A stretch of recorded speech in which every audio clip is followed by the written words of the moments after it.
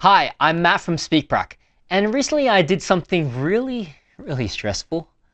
I did the IELTS test, the official and real one, and I scored a band 9 in speaking. When I got the breakdown of my speaking score, I also got a band 9 in Lexical Resource, also known as vocabulary. And I can tell you this, I didn't get a band 9 just from memorizing long, fancy lists of vocabulary and then regurgitating all of those words out to the examiner. You don't want to do that. Instead of that, I'm going to share with you the mindset and the techniques that can help you get a high IELTS vocabulary score. And it won't be by sounding like a textbook, but by speaking naturally, and I've got the strategies to help you do that. Just so you know, this lesson is part of the Ultimate IELTS English Speaking course, and yes, the entire course is for free. You can find the central hub at speakprac.com/IELTS Speaking course, and the link is on the screen and in the description. You can find resources, course details, and everything organized all there. The 4 vocabulary myths that are lowering your IELTS score. Alright, before we can build the right habits, we need to break the wrong ones.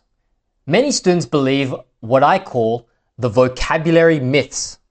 These are common ideas that sound like good advice, but actually can hurt your score. Let's bust them one by one. Myth 1. You must use big or complex words all the time. This is the biggest trap of all. Students think that they need to speak using all of these long and fancy words like magnanimous or ubiquitous to impress the IELTS speaking examiner. But let me give you an analogy. Using a super complex word you don't fully understand is like wearing a suit to a casual beach barbecue. You might think you look sophisticated, but you actually just look out of place and uncomfortable. The examiner isn't looking for a walking dictionary. They're looking for someone who can communicate clearly and effectively. I'm not saying you shouldn't use big words at all, but don't think you should stuff your responses with those long, complex words, especially when you don't understand them. Anyone can memorize a big word, but very few can use it at the right time in the right way. If you are going to use some of those big or complex words, then make sure you do that. Use it in the right time, in the right way. Myth 2.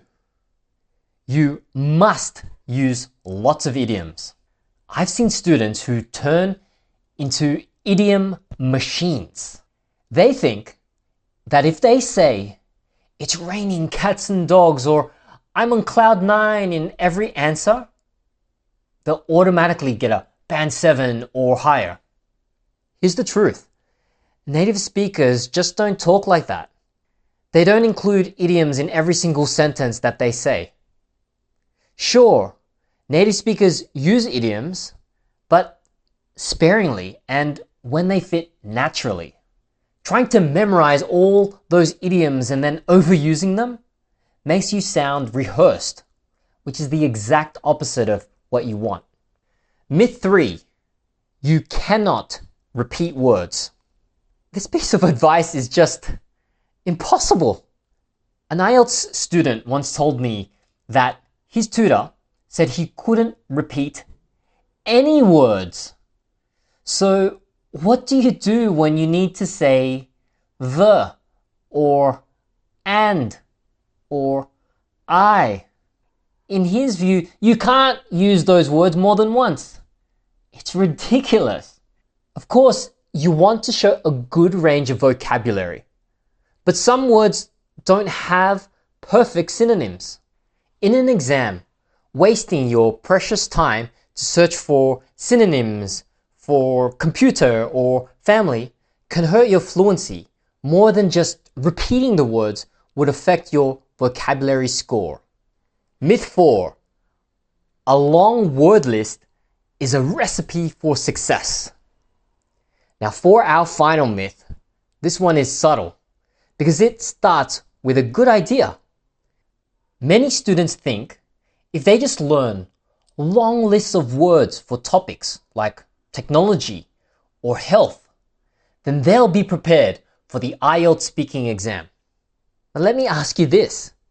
If I gave you a list of ingredients, flour, sugar, eggs, butter, does that mean you know how to bake a cake? No! You have the parts, but you don't know the recipe. You don't know how to combine them. Word lists are just ingredients, and we have to remember that. You can memorize fantastic words like sustainability, biodegradable, or carbon footprint. And I actually suggest that you actually do memorize some of those long words. But if you've never practiced combining them into a real sentence, you can't bake the cake in the exam. You just have a pile of ingredients that you don't know what to do with. This is the trap. You feel productive memorizing the word list, but you haven't built the speaking skill. In the exam, you'll hesitate, use the words awkwardly, and sound unnatural. All of these myths come from a place of fear. The fear that your own natural way of speaking isn't good enough. But it can be, and I believe that.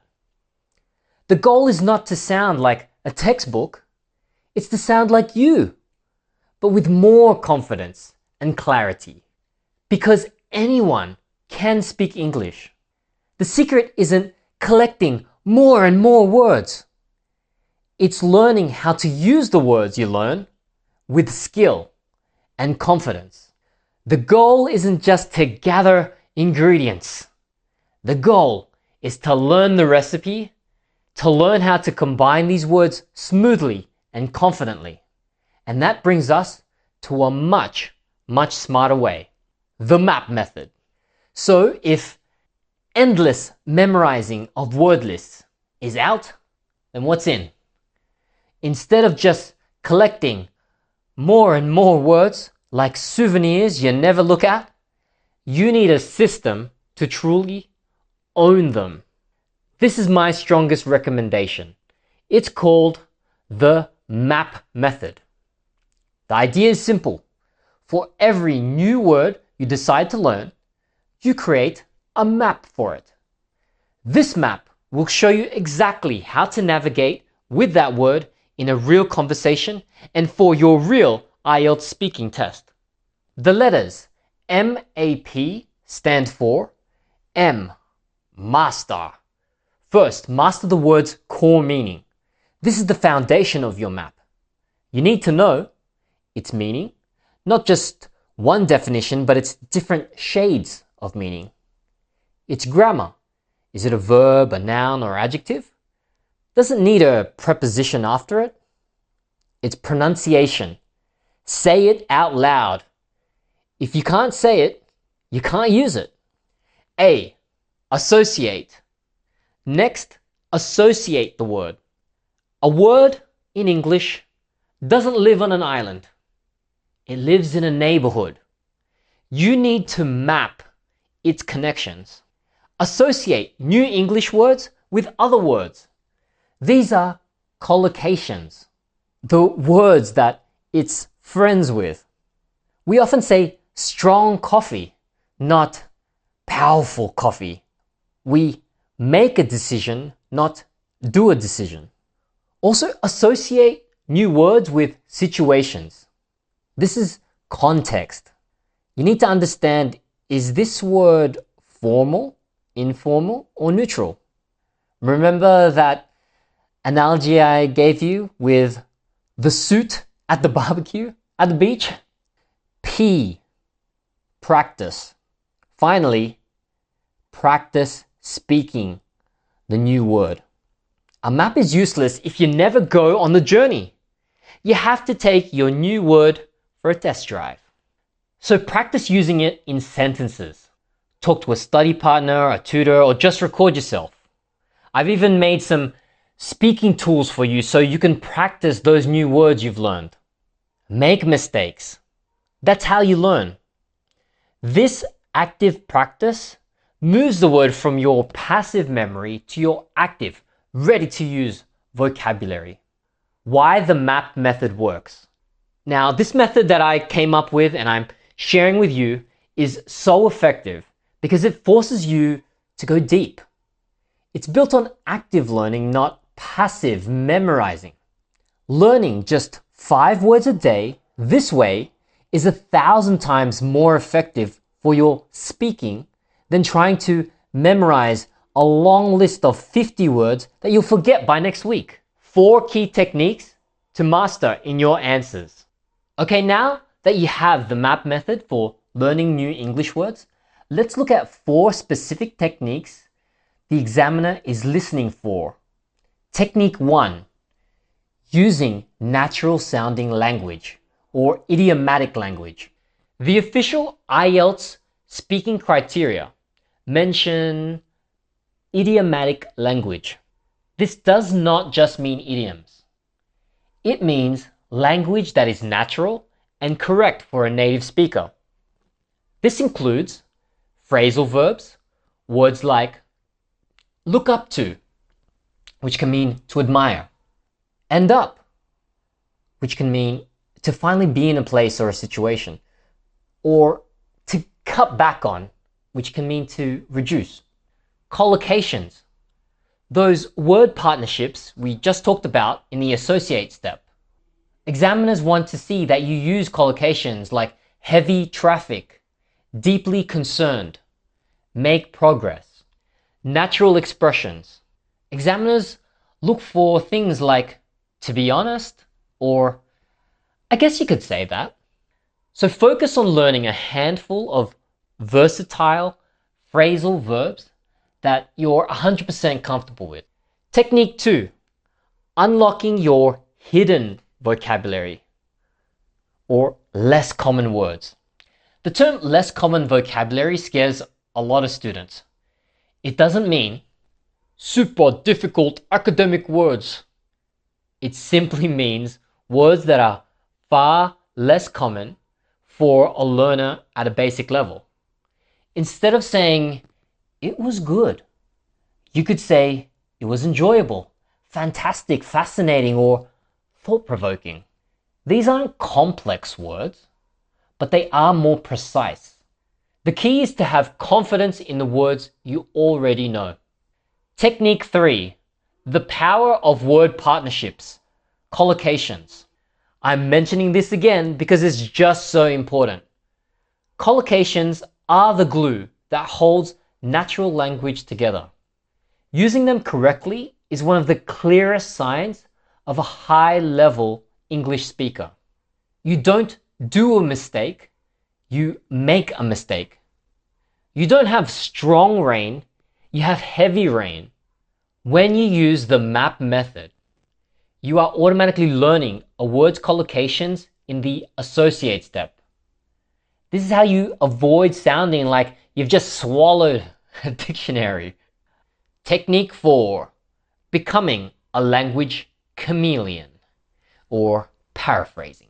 The ability to say the same thing in different ways is a hallmark of an advanced speaker. This is a superpower in the IELTS test. Paraphrasing is all about saying things in a roundabout way. It's great because first, it saves you when your mind goes blank. And if you're like me, sometimes that can happen when you're stuck for words. If the examiner asks about your job and you can't think of the word accountant, you can say, well, I work with numbers all day. I help companies manage their finances and so on. Here, even though you didn't know or you forgot the word accountant, you've communicated perfectly. Second, paraphrasing is great because it shows flexibility. When the examiner asks a question, you can gently rephrase it.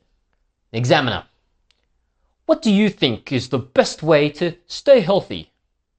You, Well, in my opinion, the most effective approach to maintaining good health involves a mix of, you see how in this example, you just listened to what the examiner said and then you just said it back to them, but in a different way. Doing this once or twice shows the examiner you have a flexible command of the language. Your new mindset. So let's bring it all together.